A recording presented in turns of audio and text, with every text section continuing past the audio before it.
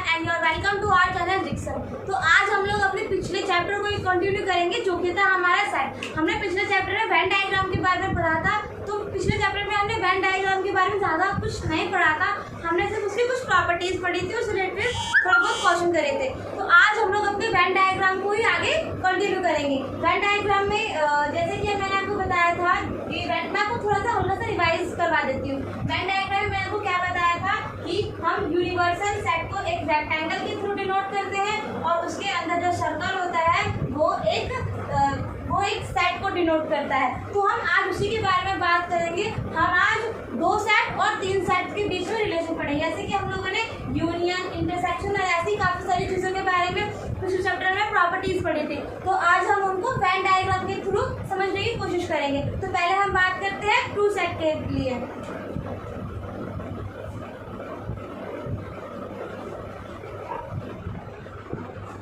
Venn diagram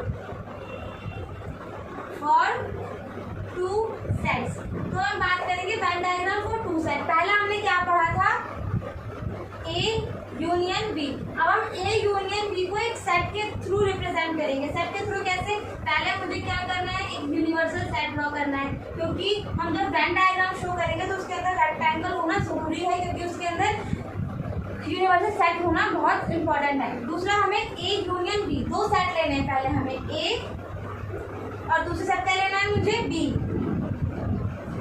अब union का मतलब क्या होता है, कंप्लीट। ये सेट हो गया मेरा ए और ये सेट हो गया मेरा बी, ठीक है। अब मुझे क्या लेना है, इसका यूनियन लेना है। यूनियन का मतलब मैंने तो पहले ही बताया था, यूनियन का मतलब होता है दोनों सेट का कॉम्बिनेशन, यानी कि दोनों सेट के एलिमेंट को हम एक ही साथ कर देते हैं, एक ही में आ जाता है, कंबाइन हो जाते हैं। तो ये पूरा का पूरा क्या हो जाएगा, ए यूनियन बी। ये पूरा क्या हो जाएगा हमारा, ए यूनियन बी। अगर मैं बात करूँ इंटरसेक्शन की, ए इंटरसेक्शन बी। इंटरसेक्शन का मतलब हमने क्या पढ़ा था पिछली बार? इंटरसेक्शन का मतलब होता है जो दोनों सेट के कॉमन पार्ट होते हैं, दोनों सेट में जो कॉमन एलिमेंट होते हैं या कॉमन पार्ट होते हैं, हम उसको क्या बोलते हैं, इंटरसेक्शन। अब इसमें आपको क्या कॉमन नजर आ रहा है, क्या ये चीज दोनों में आ रही है? ये पार्ट ए में भी है और ये पार्ट बी में भी है, तो हम इसको क्या बोल सकते हैं, इंटरसेक्शन। हम इसको क्या बोलेंगे, इंटरसेक्शन। या आपको समझ में? ये दो डायग्राम के लिए था। अब हम बात करते हैं तीन सेट के लिए। वेन डायग्राम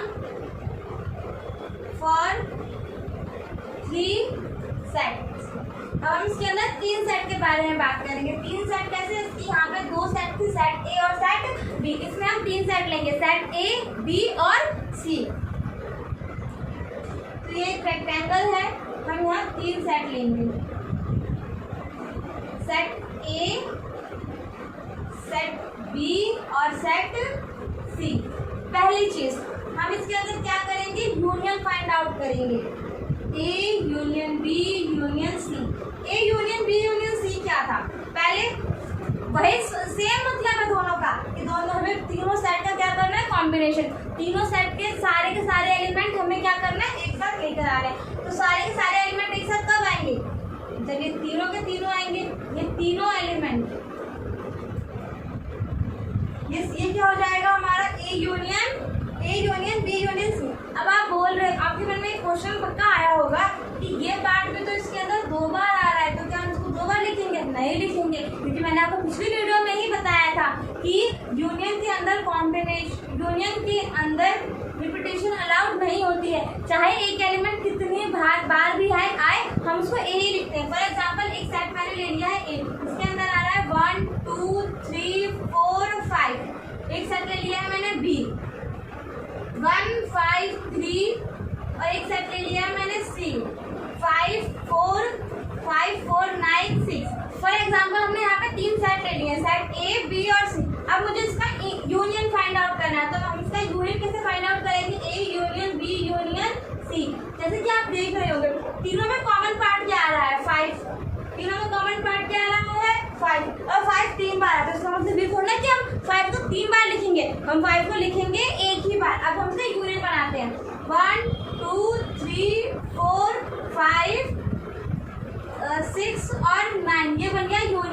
सेट के अंदर कितनी भी बार कोई एलिमेंट रिपीट हो हमें उससे मतलब नहीं है, बट हम यूनियन बनाते हैं तो हम उस सेट को एक ही बार लिखेंगे क्योंकि in union repetition is not allowed.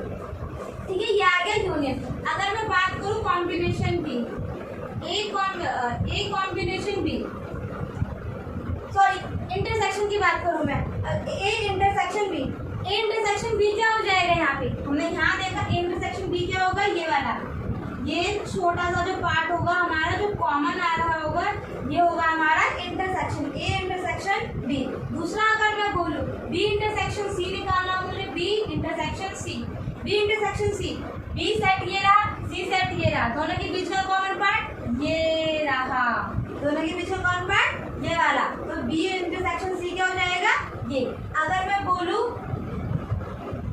A intersection C, A set ये रहा, सी सेट ये रहा, दोनों के बीच का कॉमन पार्ट ये वाला, ए इंटरसेक्शन सी। अब तीनों का इंटरसेक्शन क्या आएगा? तीनों का intersection A intersection B intersection C, तीनों का इंटरसेक्शन पार्ट कौन सा होगा? यहाँ पे देखिए,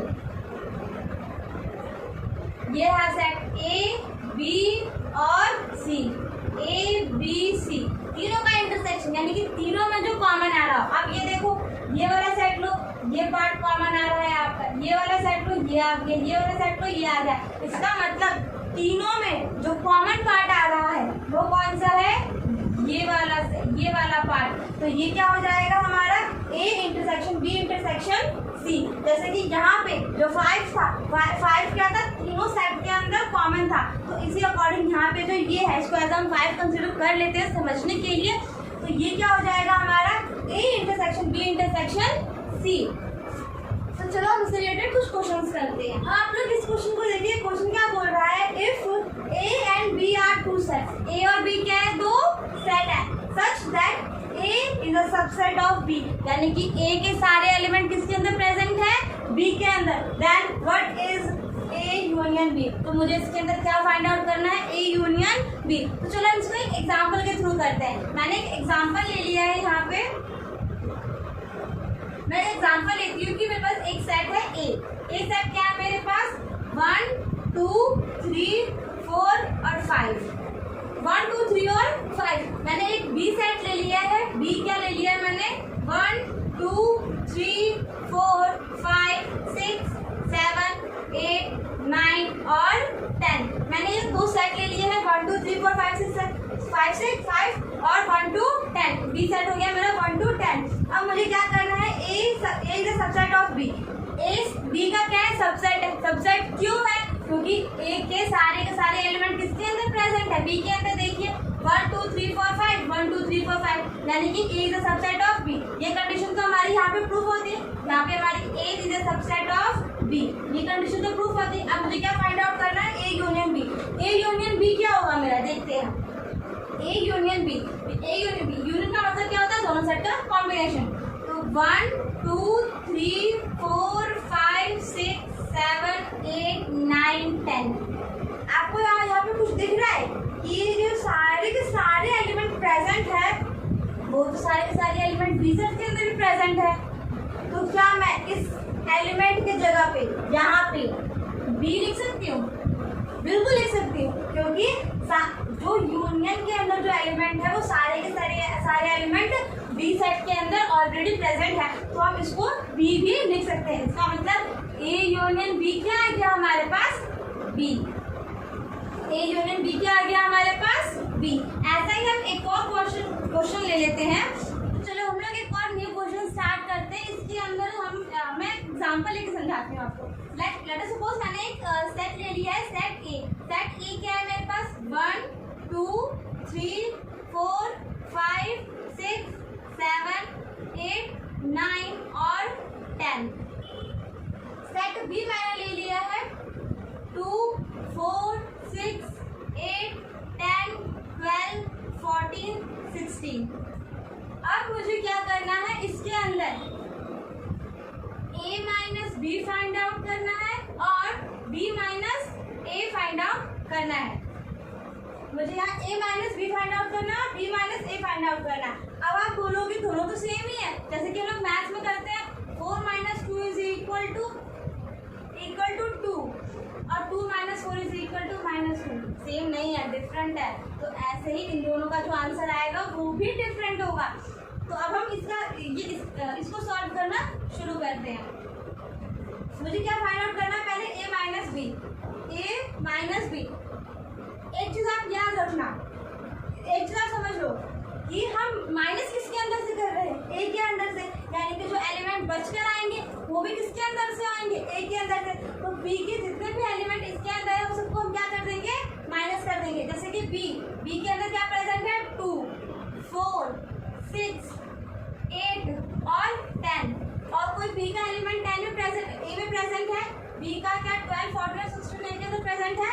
नहीं है। तो अब हम क्या लिखेंगे? इसका आंसर लिखेंगे। आंसर क्या आएगा हमारे पास? 1, 3, 5, 7, 9। अब आप बोलोगे b के 12, 14, 16 भी तो बचे हुए हैं। नहीं बचे, क्योंकि हमने a के अंदर से माइनस किया है, b के अंदर से नहीं। अगर हम b में से माइनस कर रहे हैं तो हमारे पास एलिमेंट, अगर हम a के अंदर से माइनस कर रहे हैं तो हमारे पास जो एलिमेंट बचेंगे वो भी a के ही होंगे। अब हम करते हैं b माइनस a। अब हमें क्या करना है? b के अंदर से a के जितने भी एलिमेंट है उसको क्या कर देना है? हटा देना है। अब देखो 2 है, इसके अंदर 4 है, इसके अंदर 6 है, इसके अंदर 8 है, 10 भी है। 12, 14, 16 है इसके अंदर? नहीं है। तो बचे हुए क्या आ जाएंगे यहाँ पे? 12, 14 और 16। तो यहाँ पे a minus B does not equal to b minus a। a minus B does not equal to b minus a। तो जरूरी नहीं है कि आपका a माइनस बी और b माइनस a बराबर हो, ये डिफरेंट भी हो सकते हैं। इससे रिलेटेड हम एक और क्वेश्चन कर लेते हैं। तो यहाँ पे हमें एक क्वेश्चन दे रखा है, if r is the set of real number and q is the set of rational number, then what is r minus q। तो अब हमें बताना है कि r माइनस q क्या होगा। तो पहले इसमें हमें क्या दे रखा है? r क्या है? r is the set of real number, set of real number. और दूसरा क्या है? q is the set of rational number, set of rational number. तो अब मुझे बताना है कि r माइनस q, यानी कि अगर मैं रियल नंबर में से रैशनल नंबर हटा देती हूँ तो मेरे पास क्या बचेगा? तो पहली चीज, रैशनल नंबर क्या होते हैं? रैशनल नंबर वो नंबर होते हैं जो कि p/q की फॉर्म में होते हैं और q कभी भी 0 नहीं होता, ये नॉन जीरो नंबर होता है, नॉन जीरो नंबर होता है। और लेकिन q 1 के इक्वल हो सकता है बट नॉन जीरो नहीं होता है, q नॉन जीरो नहीं हो सकता। ठीक है, अब हम बात करते हैं r माइनस q। अगर मैं सभी रैशनल नंबर में से p/q के फॉर्म को, p/q के फॉर्म के जितने भी नंबर है सबको हटा दूंगी तो बस क्या बच जाएगा? एक नॉर्मल नंबर, और उसको हम क्या बोलेंगे?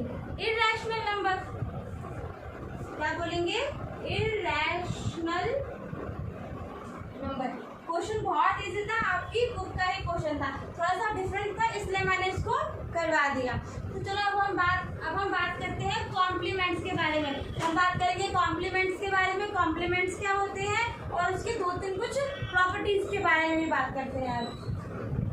तो अब हम बात कर रहे हैं कॉम्प्लीमेंट के बारे में। कॉम्प्लीमेंट का मतलब क्या होता है? कॉम्प्लीमेंट का मतलब होता है universal minus a is equal to a का कॉम्प्लीमेंट। कॉम्प्लीमेंट का मतलब क्या होता है कि इसको छोड़ के, यानी कि अगर यूनिवर्सल सेट है हमारे पास तो उसके अंदर से हम a माइनस कर देंगे। a माइनस करने का मतलब क्या है कि यूनिवर्सल सेट के अंदर a सेट का कोई भी एलिमेंट प्रेजेंट नहीं होगा तो हम इसको क्या बोलेंगे? a कॉम्प्लीमेंट का। a कॉम्प्लीमेंट का मतलब यूनिवर्सल के अंदर a सेट का एक भी एलिमेंट प्रेजेंट नहीं है। एक एग्जांपल लेते हैं हम। एग्जांपल जैसे ये बस एक यूनिवर्सल सेट है, 1 to 10 तक का यूनिवर्सल सेट है मेरे पास। अगर मैं एक सेट ले लेती हूँ 3 और 5 तो मेरे पास एक कॉम्प्लीमेंट, अगर मुझे उसने बोल दिया कि एक कॉम्प्लीमेंट फाइंड आउट करो।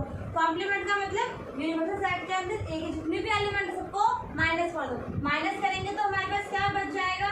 1, 2, 3 और 3 नहीं आएगा क्योंकि 3 तो A के अंदर प्रेजेंट है और हमें क्या फाइंड आउट करना है, कॉम्प्लीमेंट। तो हमें 3 को हटाना पड़ेगा। 2 3 नहीं आएगा, 4 5 भी नहीं आएगा, 6 7 8 9 और 10। तो हमारे पास जो एक कॉम्प्लीमेंट बचकर आएगा वो क्या जाएगा, ये, जिसके अंदर ए का कोई भी एलिमेंट प्रेजेंट नहीं है। तो अब इसके तो कॉम्प्लीमेंट की कुछ प्रॉपर्टीज भी होती है। पहला होता है कॉम्प्लीमेंट लॉस। कॉम्प्लीमेंट लॉस क्या होता है कि A union A intersection is equal to union. अब इसका मतलब क्या हुआ कि मेरे पास एक सेट है ए, एक सेट है मेरे पास ए, अगर मैं इसका यूनियन ए के कॉम्प्लीमेंट के साथ करती हूँ, ए सेट का यूनियन ए के कॉम्प्लीमेंट के साथ, A union A complement, answer क्या आएगा मेरे पास, 1 2 3 4 5 6 7 8 9 और 10। तो सारे के सारे एलिमेंट यूनिवर्सल सेट के अंदर प्रेजेंट है। तो क्या मैं इसको यूनिवर्सल सेट के इक्वल लिख सकती हूँ? यही ये कह रहा है कि अगर आप पहला आप ए सेट के साथ ए कॉम्प्लीमेंट का यूनिवर्सल करते हो तो आपके पास यूनियन करते हो तो आपके पास एक सेट आता है जो कि होता है हमारा यूनिवर्सल। अब हम आते हैं डिमॉर्गन्स लॉ। कुछ लॉस यहाँ पे काफी इंपॉर्टेंट है जो आपको क्वेश्चंस में काफी ज्यादा हेल्प करेंगे। पहला, ये डिमॉर्गन्स लॉ के जो दोनों पार्ट है ये बहुत बहुत ज्यादा इंपॉर्टेंट है क्योंकि ये आपके प्रोबेबिलिटी अभी तो काम आएंगे 11th में, 12th में भी आपको ये प्रोबेबिलिटी में और भी एक दो चैप्टर्स में आपको ये देखने को मिल सकते हैं जिसका आपको यूज बहुत ज्यादा करना पड़ सकता है। दूसरा, ये वाली लॉ तो बहुत इजी से है तो इनको आपको ज्यादा कुछ करने की जरूरत नहीं है, बट इनको आपको थोड़ा सा याद करना पड़ेगा। इन्हें समझने को अपना कुछ खास ट्रिक नहीं है, आप याद करो तो बेटर रहेगा। तो ए कॉम्प्लीमेंट, अब हम दोबारा आते हैं अपनी प्रॉपर्टीज के ऊपर। बी प्रॉपर्टी क्या है, ए इंटरसेक्शन ए का कॉम्प्लीमेंट। अगर मैं इन दोनों के बीच में कोई इंटरसेक्शन कोई कॉमन पार्ट निकालने की कोशिश करूँ तो क्या कुछ होगा, कुछ कॉमन पार्ट है ही नहीं। इसका मतलब इन दोनों के अंदर कोई कॉमन पार्ट नहीं है और इसका जो इंटरसेक्शन है वो क्या आएगा, 5। ये 5 एक ऐसा एलिमेंट होता है जिसके अंदर एक भी 5 एक ऐसा सेट होता है जिसके अंदर एक भी एलिमेंट प्रेजेंट नहीं होता है। De Morgan's law, A union B का पूरे का कॉम्प्लीमेंट, तो क्या आंसर क्या आएगा मेरे पास, A complement intersection B complement. ऐसे ही बी है, आता है laws of double complement. Double complement का मतलब कि पहले तो ए कॉम्प्लीमेंट निकाल लिया, अब इसका भी कॉम्प्लीमेंट, यानी कि अब यूनिवर्सल में से मुझे ये सारे एलिमेंट क्या करने हैं, माइनस करने हैं। अब यूनिवर्सल में से सारे के सारे एलिमेंट में माइनस कर दोगी तो मेरे पास आंसर क्या आ जाएगा, 3 और 5, क्योंकि सारे एलिमेंट तो माइनस कर चुकी हूँ तो बस सिर्फ 2 ही एलिमेंट बच के आएंगे, 3 और 5। तो इसी वजह से हमारे पास आंसर आया है डबल कॉम्प्लीमेंट का ए। अब हम बात करते हैं हमारे 4th प्रॉपर्टी पे जो कि है laws of empty set and universal set. तो इसके अंदर पहला क्या है, 5 कॉम्प्लीमेंट। 5 कौन सा सेट होता है, इसके अंदर कोई एलिमेंट प्रेजेंट ही नहीं होते। अगर कोई एलिमेंट प्रेजेंट नहीं है और उसको भी हम हटा देंगे तो क्या बचेगा हमारे पास, ऑब्वियसली यूनिवर्सल ही रहेगा क्योंकि हमने इस यूनिवर्सल में से कुछ भी नहीं है वो भी हटा दिया है तो मेरे पास यूनिवर्सल बच जाएगा। दूसरा, यूनियन का इंटरसेक्शन। यूनियन में से मैंने सारे के सारे एलिमेंट माइनस कर दिए हैं। 1 to 10 एलिमेंट थे, 1 to 10 के 10 मैंने माइनस कर दिए, हटा दिए, क्या बच गया, कोई एलिमेंट ही नहीं बचा। कोई एलिमेंट नहीं मतलब 5। तो आज की वीडियो हमारी यहीं पे खत्म होती है। अगर आपको किसी भी पॉइंट में कोई डाउट होता है तो आप मुझे कमेंट कर सकते हैं और मैं उसका आपको आंसर देने की कोशिश करूंगी। अगर आपको कोई पर्टिकुलर टॉपिक में भी कोई प्रॉब्लम होती है, समझ नहीं आ रहा है तो आप मुझे बता देना, मैं उसकी अलग से वीडियो बना कर डाल दूंगी। इन वीडियो के अलग से वीडियो बनेगी। So thank you.